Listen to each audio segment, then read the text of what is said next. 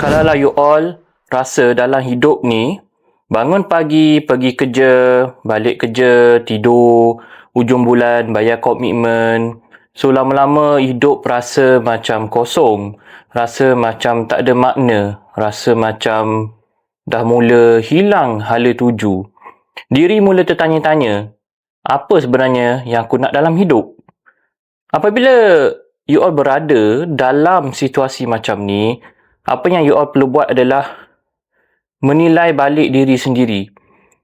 Kenapa rasa macam kosong? Sebab utamanya adalah sebab tak ada tujuan hidup, tak ada purpose, tak ada matlamat. Jadi apabila tak ada benda yang betul-betul nak dicapai tu, yang membuatkan rasa excited setiap hari, maka lama-lama jiwa akan rasa kosong walaupun hidup tu macam busy sangat.